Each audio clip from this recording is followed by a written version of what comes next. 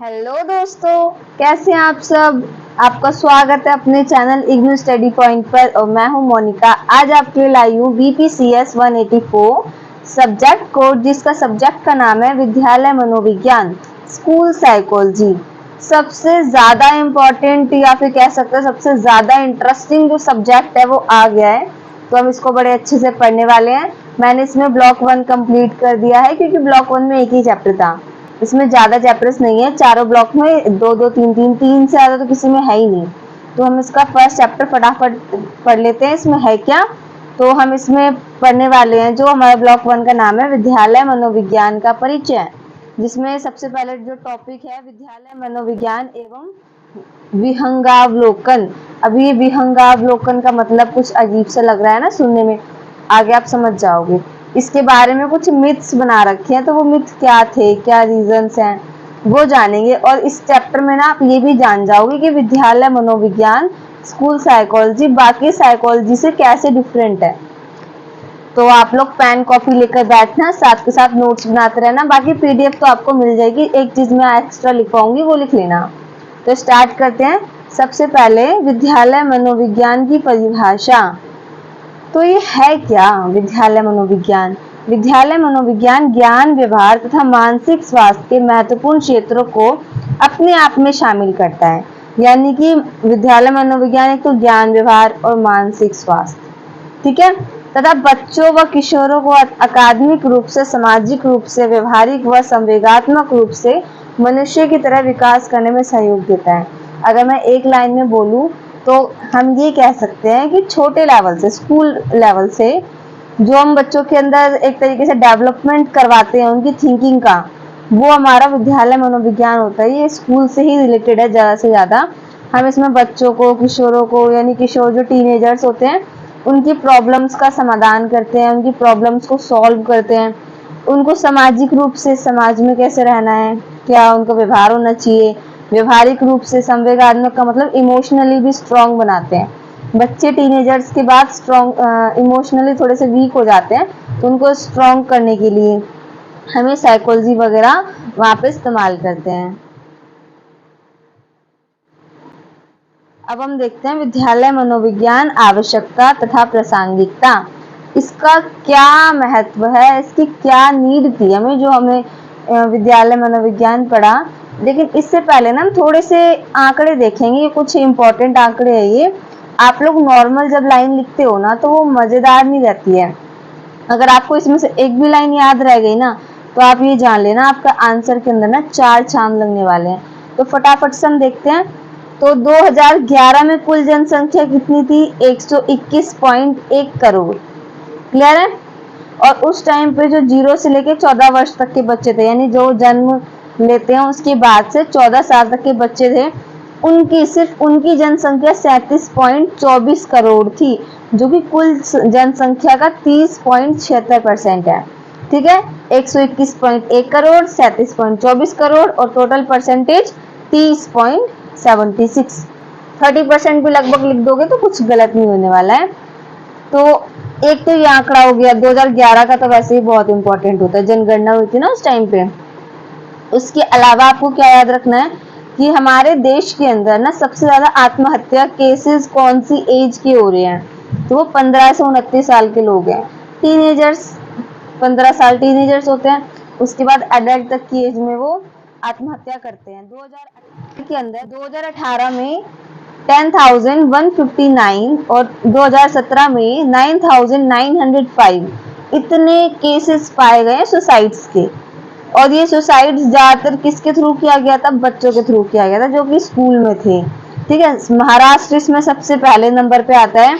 वहां पे बहुत ज्यादा केसेस ऐसे मिले हैं। और कारण क्या मिला है, माता पिता के वो एक तरीके से सपोर्ट में नहीं थे कह सकते हैं, है ना। परीक्षा एग्जाम्स का बहुत ज्यादा प्रेशर था, दोस्तों के अंदर भी आके कुछ लोगों ने ऐसा किया है। ठीक है, तो ये रिलेशंस वगैरह इन सब में आके, तो ये सब चीजें थी जिनकी वजह से आत्महत्या यानी कि सुसाइड केस बहुत ज्यादा बढ़ रहे थे। अब जो CBSE है ना, वो ऐसे तनावग्रस्त बच्चों को जो कि पढ़ाई से रिलेटेड परेशान रहते हैं काउंसलिंग देता है। वो काउंसलिंग की साइट ये लिखी हुई है मैंने, counseling.obcecbse@gmail.com। ठीक है, ये तो थे कुछ महत्वपूर्ण आंकड़े, याद हो जाए तो आप इसको आंसर में इस्तेमाल कर देना। मेरा आंसर आपका ये है, मनोविज्ञान का महत्व। तो देश में छात्रों में आत्महत्याओं की प्रवृत्ति तेजी से बढ़ती जा रही है, इसके लिए हमें चाहिए साइकोलॉजी। नेक्स्ट, राष्ट्रीय शिक्षा नीति 2020 जो कि अभी अभी लागू हुई है, एनईपी 2020, इसके बाद ना काफी सारे चेंजेस हुए हैं। अब वो चेंजेस को बच्चों को समझाएगा कौन, पेरेंट्स को समझाएगा कौन, तो वो काउंसलर ही तो आएंगे। स्कूलों में काउंसलर, टीचिंग भी एक काउंसलिंग का काम करती है, एक टीचर एक काउंसलर भी होता है, तो वहाँ पे काउंसलिंग बच्चों को दी जाएगी। जो बच्चे बहुत ज्यादा हेक्टिक फील कर रहे हैं उनको थोड़ा सा समझाया जाएगा कि एनईपी एक अच्छा, एक पॉजिटिव वे है, आप इसको पॉजिटिव वे में लीजिए। और इसके अलावा ऑनलाइन चिकित्सक के रूप में, जैसे कि आप सभी जानते हैं कि कोरोना काल के अंदर हमारी पढ़ाई का मोड एकदम चेंज हुआ। कहाँ हम ऑफलाइन के बिना रीडिंग नहीं कर पाते थे और अब ऑनलाइन पढ़ते हैं। तो वो ऑनलाइन चीजों की वजह से ना बच्चों ने स्कूलों को एक एक साल ऑनलाइन दिया है, तो वो एकदम कह सकते चिड़चिड़े से हो गए हैं, उनका पढ़ाई में मन नहीं लग रहा है, वो पढ़े तो पढ़े कैसे। तो उसके लिए भी हमें काउंसलिंग चाहिए, तो वो हमारा स्कूल साइकोलॉजी के थ्रू आता है।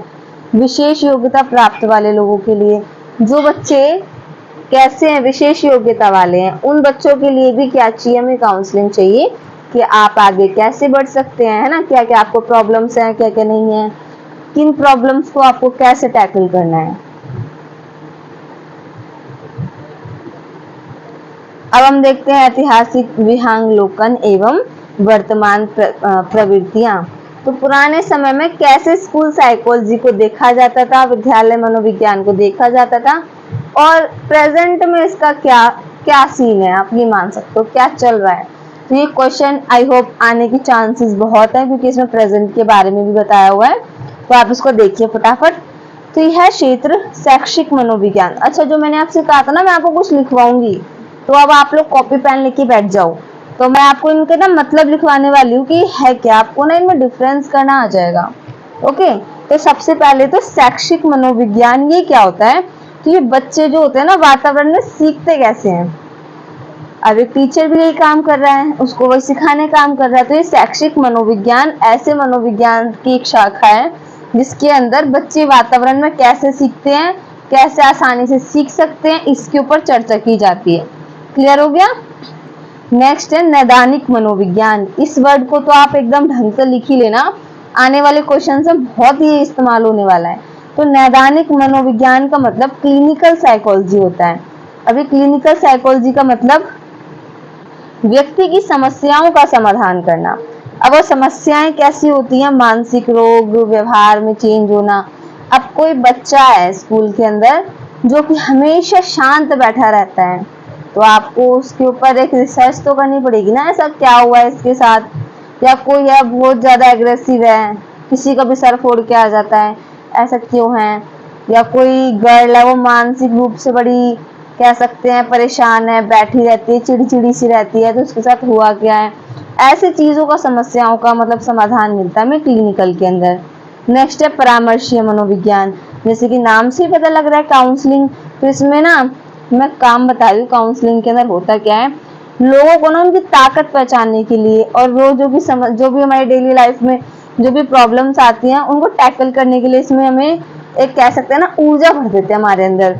कभी हम बहुत ज्यादा परेशान हो, सामने वाला हमें कुछ ऐसी बातें बोल दे, मोटिवेशन दे दे, तो हम क्या करते हैं अपनी एबिलिटी को पहचानने लगते हैं। तो यहाँ पे वही होता है, बच्चे को उसकी एबिलिटी के बारे में बताया जाता है, अगर कोई बड़ा है तो उसको उसकी एबिलिटी के बारे में बताया जाता है कि आप कर सकते हो, कैसे कर सकते हो, क्योंकि आपके अंदर ये वाली एबिलिटीज हैं।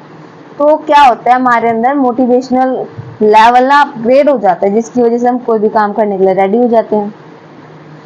नेक्स्ट है सामुदायिक मनोविज्ञान। अब इसके नाम से ही पता लग रहा है कि कम्युनिटी से कुछ रिलेटेड है।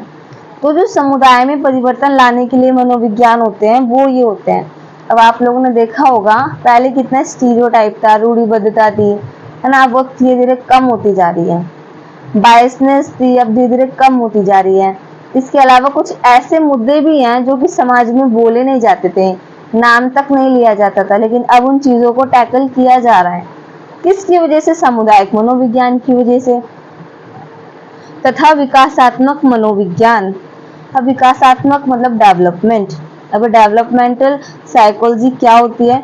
तो मनुष्य के जीवन में जो परिवर्तन हो रहे होते हैं, परिवर्तन दैट सपोर्ट, कोई टीनेजर है, उसके मेंटली, इमोशनली और फिजिकली तीनों टाइप से डेवलपमेंट हो रहा होता है। तो कैसे उसको उन प्रॉब्लम से बाहर आना है, कैसे उनको वो चीज इग्नोर करके अपनी दूसरे पहलुओं को भी देखना है, वो चीज समझाना। ठीक है, अब एक मैं क्विक रिकैप कर रही हूँ। शैक्षिक मनोविज्ञान, वातावरण में बच्चा कैसे सीखता है। नैदानिक मनोविज्ञान, उसकी समस्याएं, मानसिक रोग, व्यवहार। परामर्श मनोविज्ञान, उनकी ताकत पहचानने के लिए, जो डेली लाइफ प्रॉब्लम है उनको सॉल्व करने के लिए। सामुदायिक मनोविज्ञान, समाज में परिवर्तन लाने के लिए। विकासात्मक मनोविज्ञान, उनके जीवन के परिवर्तन को बताने के लिए। That's clear. अब हम आगे देखते हैं। यह मानसिक स्थिति का पता लगाने के लिए एक विशेष शाखा है। अब ये स्कूल साइकोलॉजी है क्या? ये सिर्फ मानसिक स्थिति का पता लगाती है और उस पे हमें क्या देती है? एडवाइस देती है, कैसे हमें कोई इमोशनली अटैचमेंट या मानसिक प्रॉब्लम को ठीक करनी है, हमारी करंट सिचुएशन को ठीक करनी है। परंतु विद्यालय तक सीमित रही और मनोवैज्ञानिकों की स्थिति ऐसी रही। अब क्या हुआ है स्कूलों के अंदर, ये जो प्रॉब्लम्स थी ना, क्या बोल सकते हैं कि हम स्कूल साइकोलॉजी जो टीचर्स थे या जो साइकोलॉजी थे, साइकोलॉजिस्ट को किस नज़र से देखा गया, वो प्रवृत्ति बताई गई यहाँ पे। तो भूमिकाओं को स्पष्ट नहीं किया, उनकी एक्चुअल वैल्यू ही नहीं बताई गई कि ये है किस लिए। उन्हें वे काम सौंपे गए जो दक्षता से बाहर थे, वो काम तो उन्हें दिए ही नहीं गए जो कि जिसके लिए वो आए थे, उनको अलग काम दिए गए। भ्रम की स्थिति बनी रही, लोगों को उन पर पूरी तरीके से विश्वास ही नहीं था कि हमारी ऐसी कुछ प्रॉब्लम्स भी होती हैं, कोई इनको सॉल्व भी करता है। आज के टाइम पे भी ना डिप्रेशन को हर व्यक्ति नहीं मानता हो कि डिप्रेशन नाम की चीज होती है। कुछ लोग मानते होंगे और कुछ लोग ये बोलते होंगे ये सब फालतू की चीजें हैं, फालतू में लोग दवाइयाँ खाते हैं, डिप्रेशन वगैरह कुछ नहीं होता। लेकिन कुछ लोग जानते हैं डिप्रेशन होता क्या है, इंसान कैसे टूट जाता है। तो ये ऐसी स्थिति मानी गई कि इन पे पूरी बिलीव ही नहीं किया गया। शिक्षकों और अभिभावकों ने उनसे गैर व्यवहारिक अपेक्षाएं रखी है। अब जो टीचर्स थे, जो पेरेंट्स थे, उन्होंने उन बच्चों की ना पढ़ाई से रिलेटेड ग्रोथ के बारे में देखा। वो सोच ही नहीं सकते थे कि ये इमोशनल चीजें, ये सब चीजें कैसे बच्चों को टैकल करती हैं, कैसे बच्चों के प्रॉब्लम्स लेकर आती हैं। तो उनसे गैर व्यवहारिक कह सकते हैं, जो होना चाहिए ना वैसा कुछ व्यवहार रखा नहीं उनसे। इसे नैदानिक मनोविज्ञान जैसा स्थान नहीं दिया गया। अब नैदानिक मनोविज्ञान क्या है? तो मैंने अभी आपसे बताया था कि समस्याओं का समाधान करना है ना, जो मानसिक व्यवहारिक। अब कोई बच्चा पहले बहुत एग्रेसिव था, लेकिन अब साइकोलॉजिस्ट के पास कंसल्ट करने के बाद में उसका गुस्सा कम हो गया। तो ये तो सबको दिख रहा है ना। तो इसके लिए नैदानिक जो भी हमारे मनोविज्ञान होते हैं उनको तो वैल्यू मिली, लेकिन जो स्कूल साइकोलॉजी थे, बच्चा वातावरण में सीखता कैसे है, उन्होंने इस पे काम किया, लेकिन ये सब इतना मैटर नहीं किया। अब हम देखते हैं वर्तमान स्थिति क्या है, what is the present situation. तो उसको फटाफट देख लेते हैं हम। बहुत कम विद्यालय हैं जो विद्यालय मनोविज्ञान का प्रशिक्षण देने की क्षमता रखते हैं। इतना ज्यादा डेवलप हो गया ना ये स्कूल साइकोलॉजी कि हर कॉलेज इसको पढ़ा ही नहीं सकता। इसके लिए जो सारी चीजें हैं वो डेवलप ही नहीं हुई है अभी तक। महाराजा सायाजीराव विद्यालय जो बड़ोदरा में है, यहाँ पे ये मिल जाएगी स्कूल साइकोलॉजी। जीडी गोइंका विद्यालय जो कि गुरुग्राम में, यहाँ पे मिल जाएगी। पुणे का जो विश्वविद्यालय, यहाँ डिप्लोमा कोर्स मिलता है, डिग्री नहीं मिलती है। और इग्नू, ये भी 2010 का पाठ्यक्रम चला रही है। तो आप देख सकते हो कि कितना कम इसको पढ़ाया जा रहा है, जबकि ये इतना ज्यादा मैटर करता है। और जो विकसित देश है ना, उसमें इसके लिए विशिष्ट सुविधाएं हैं। बच्चों को रिसर्च करवाई जाती है, रिसर्च पे उनको प्रैक्टिकल दिए जाते हैं। तो ये कह सकते हैं कि हमारे इंडिया में ना भी इतना डेवलप नहीं हुआ है। अब देखिए, मनोविज्ञान कब मानता है कि स्कूल साइकोलॉजी कंप्लीट हुई? विद्यालय मनोविज्ञान जब ये 6 चीजें मानता है ना, तब वो मानता है कि स्कूल साइकोलॉजी पढ़ाई जा रही है या पूरी तरीके से कारगर है। तो विद्यालय मनोविज्ञान में कार्यक्रम, पाठ्यक्रम में विशिष्ट स्नातक प्रशिक्षण, पूरी ग्रेजुएशन होनी चाहिए 3 इयर्स की। विद्यालय मनोविज्ञान में विशिष्ट डॉक्टरेट कार्यक्रम, एक तरीके से लाइसेंस भी मिलना चाहिए, डॉक्टरेट कार्यक्रम होना चाहिए। विद्यालय मनोविज्ञान के रूप में योग्यता प्राप्त पेशेवरों की नियुक्ति। अब जो स्कूल साइकोलॉजी कर चुके हैं ना, उनको उनसे रिलेटेड जो भी पेशेवर होते हैं, जो भी काम होते हैं, जो भी पोस्ट होती हैं, उन पे नियुक्ति भी तो की जाए, पोस्ट भी तो लाई जाए। अब स्कूल साइकोलॉजी पढ़ के घर में बैठे हुए हैं तो क्या वैल्यू रहेगी स्कूल साइकोलॉजी की? इसके लिए करना क्या चाहिए, स्कूल साइकोलॉजी करने के बाद इससे रिलेटेड तो जॉब निकालनी चाहिए, वैकेंसीज निकालनी चाहिए। लाइसेंस प्राप्त चिकित्सा, लाइसेंस देना चाहिए कि आप लोग प्राइवेट भी अपना एक ओपन कर सकते हो जिसके अंदर कंसल्टेशन की जा सके। पेशेवर संघों का संगठन, जो भी ऐसे कह सकते साइकोलॉजिस्ट थे वो अपने ग्रुप बना के काम कर सके।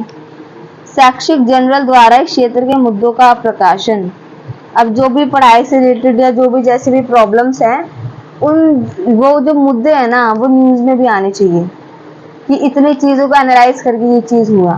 तो ये सब चीजें जब होंगी तब माना जाएगा कि ये कंप्लीट है। लेकिन भारत में ना सिर्फ 1, 3 और 4 ये 3 शर्तें हैं।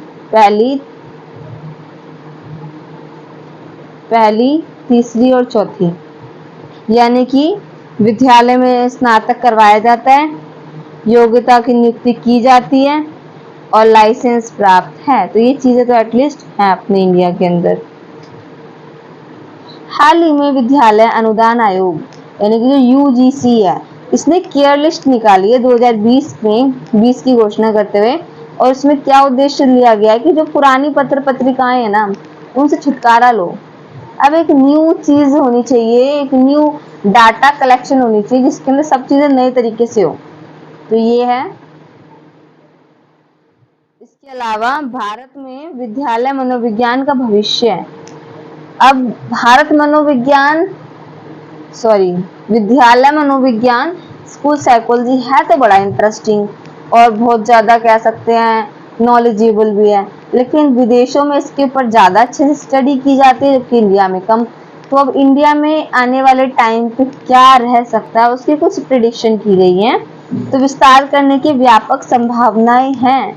अब जब हमें इतना पता लग रहा है कि ये चीजें इतनी ज्यादा इंपॉर्टेंट होती जा रही हैं तो विस्तार भी होगा। INSPA Indian school psychology association जो है, ये इसके आवश्यक आंकलन उपकरण के लिए कार्य कर रहे हैं। अब कोई भी चीज हो उसको मेजर करने के लिए हमारे पास कोई ना कोई डिवाइस तो होना चाहिए। IQ कैसी चीज है?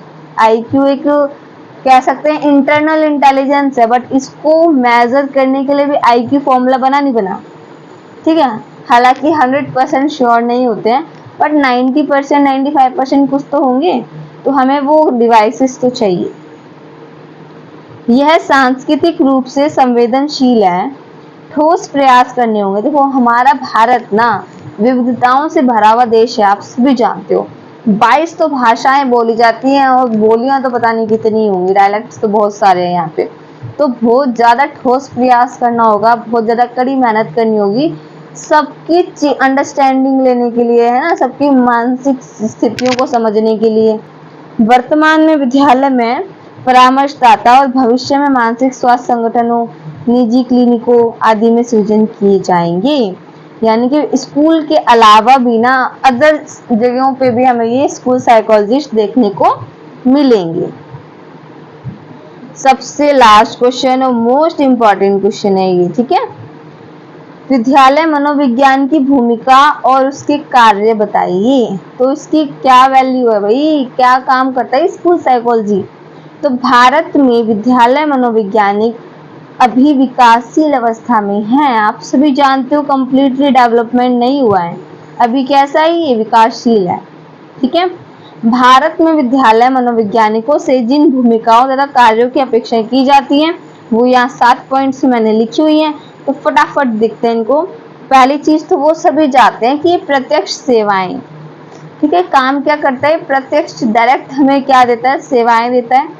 स्कूल के अंदर कोई बच्चा प्रॉब्लम में है, उससे बातचीत करेंगे, उसको डायरेक्ट बोलेंगे आप ये करिए, उसको एक डायरेक्शन देंगे, उसका मार्गदर्शन करेंगे, ठीक है। आकलन, अब कोई प्रॉब्लम ऐसी होती है कि जो कि डॉक्टरों के पास जाके सॉल्व होगी, लेकिन डॉक्टर के पास कौन सी सिचुएशन में जाना है, कौन सी सिचुएशन में नहीं जाना है, ये तो कोई ना कोई साइकोलॉजिस्ट बताएगा ही ना। तो स्कूल साइकोलॉजिस्ट मानसिक दशा, जो भी हमारी प्रॉब्लम है, उनको फाइंड आउट करता है। उसके बाद वो हमें कंसल्टेशन के बाद कहते हैं कि आप इन डॉक्टर से जाके मिलिए। आप कोई मानसिक रूप से ज़्यादा परेशान है तो वो कहेंगे ना आप साइकेट्रिस्ट से जाके मिलिए। अब वो आगे वाली सिचुएशन बताएंगे, आप यहाँ पे सॉल्व नहीं हो सकता, आप यहाँ पे जाइए। आकलन करने के लिए भी कोई ना कोई चाहिए। विशेष विमर्श भी करते हैं। विशेषज्ञ विमर्श क्या होते हैं? जिसकी आजीविका कैसे चल रही है, समय प्रबंध कैसे करना चाहिए, टाइम मैनेजमेंट वगैरह, इनके ऊपर भी हमें काफ़ी सारी कंसल्टेशन करवाते हैं। अब आप लोग भी जानते हो कि आप लोगों के बिजी शेड्यूल में आपने अपना एक टाइम शेड्यूल बना रखा होगा, कब हमें पढ़ना है, कब हमें जाना है, कब हमें ये काम करना है। कुछ नहीं तो हमें थोड़ा थोड़ा अंदाजा तो रहता ही है। सुरक्षात्मक सेवाएं। अब एक बच्चा है स्कूल के अंदर, हम चाहते हैं कि वो बच्चा ना अपनी सेफ्टी खुद करना सीखे, तो हम स्कूल के अंदर कुछ ऐसे प्रोग्राम्स लेकर आते हैं जैसे कि सेल्फ डिफेंस। तो हम बच्चों के सुरक्षात्मक सेवाओं पे भी उनको मेंटली स्ट्रॉन्ग कर रहे हैं ना। आपने सुना होगा या फिर खुद भी किया होगा, स्कूलों के अंदर सेल्फ डिफेंस के अंदर बोलते हैं बड़ी तेज चिल्लाओ, आपका आवाज जो है ना वो गेट के बाहर तक जानी चाहिए। तो चिल्लाने से क्या होता है, एक तरीके से एनर्जी बनती है, हमारे अंदर ऊर्जा विकसित होती है। ठीक है, वो चीज हमें मोटिवेशनल लेवल पे हाई तक लेकर जाती है। तो ये सब चीजें भी एक साइकोलॉजिस्ट करता है। हस्तक्षेप करना।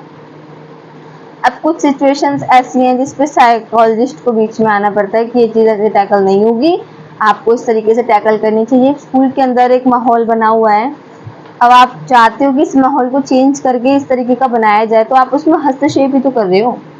परामर्श, काउंसलिंग देना और समावेशी शिक्षा, यानी कि जो बच्चे कह सकते हैं डिफरेंट एबल्ड हैं, है ना, विशेष योग्यता वाले बच्चे हैं, नॉर्मल बच्चे हैं और गिफ्टेड बच्चे हैं, तो सभी को एक साथ लेके चलना है। तो उन सभी को एक साथ कैसे पढ़ाया जाए, इसके ऊपर भी एक साइकोलॉजिस्ट काम करता है। अगर क्वेश्चन आएंगे तो इन 7 पॉइंट को आप एक्सप्लेन कर देना, आपका आंसर कंप्लीट हो जाएगा। आई होप आपको वीडियो पसंद आई होगी। अगर वीडियो पसंद आई है तो लाइक, शेयर एंड कमेंट करना ना भूलें। Thank you so much. इसके आगे के ब्लॉग्स में जल्दी अपलोड कर दूंगी।